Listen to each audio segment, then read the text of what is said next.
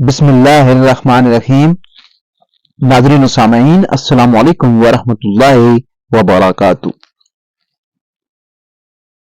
حضرت سلیمان بن یسار رحمۃ اللہ علیہ مشہور محدث ہیں۔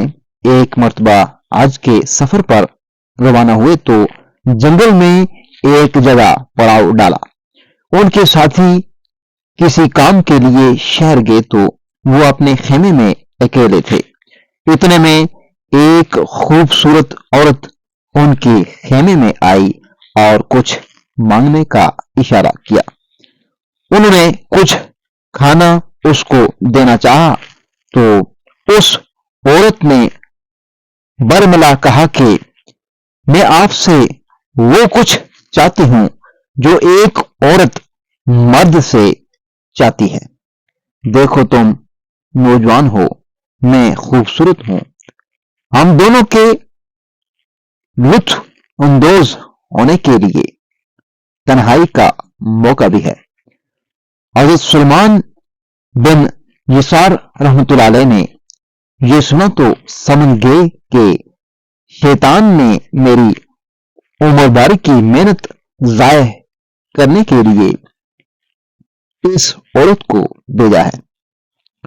وہ خوف خدا سے زارو کتار رونے لگے، اتنا روئے کہ وہ عورت شرمندہ ہو کر واپس چلی گئی۔ حضرت سلیمان بن یسار رحمۃ اللہ علیہ نے اللہ تعالیٰ کا شکر ادا کیا کہ مصیبت سے جان چھوٹی۔ رات کو سوئے تو حضرت یوسف علیہ السلام کی خواب میں زیارت ہوئی۔ حضرت یوسف علیہ السلام نے فرمایا، مبارکباد ہو، تم نے ولی ہو کر وہ کام کر دکھایا جو ایک نبی نے کیا تھا۔ حضرت جنید بغدادی رحمۃ اللہ علیہ کے دور میں ایک امیر شخص تھا جس کی بیوی رشک کے کمر اور پری چہرہ تھی۔ اس عورت کو اپنے حسن پر بڑا ناز تھا۔ ایک مرتبہ بناؤ سنگار کرتے ہوئے اس نے ناز نخرے سے اپنے شوہر سے کہا کہ کوئی شخص ایسا نہیں جو مجھے دیکھے اور میری طمع نہ کرے۔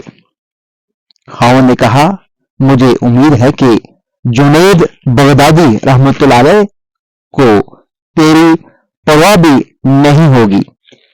بیوی نے کہا، مجھے اجازت ہو تو جنید بغدادی رحمۃ اللہ علیہ کو آزما لیتی ہوں۔ یہ کون سا مشکل کام ہے، یہی گھوڑا اور یہی گھوڑے کا میدان، دیکھ لیتی ہوں جنید بغدادی رحمۃ اللہ علیہ کتنے پانی میں ہیں۔ خاوند نے اجازت دے دی۔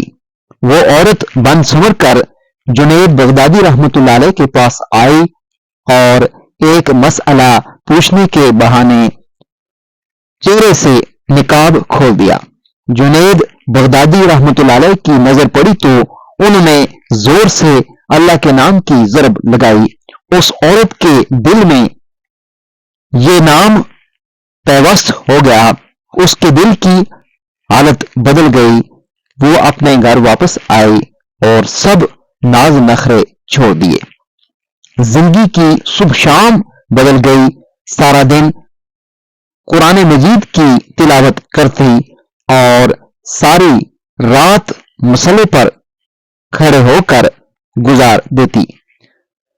خشیت الہی اور محبت الہی کی وجہ سے آنسوؤں کی لڑیاں اس کے رخساروں پر بہتی رہتی۔ ناظرین و سامعین، ابھی تک اگر آپ نے ہمارے اسلامی اور معلوماتی channel wealth of knowledge corner کو سبسکرائب نہیں کیا تو لازمی سبسکرائب کر دیجیے گا، بیل آئیکن کو آل پہ کر دیجیے گا تاکہ آنے والی ویڈیوز کا نوٹیفیکیشن آپ کو بر وقت وصول ہو سکے۔ اگلی ویڈیو تک مجھے دیجیے اجازت، اللہ حافظ۔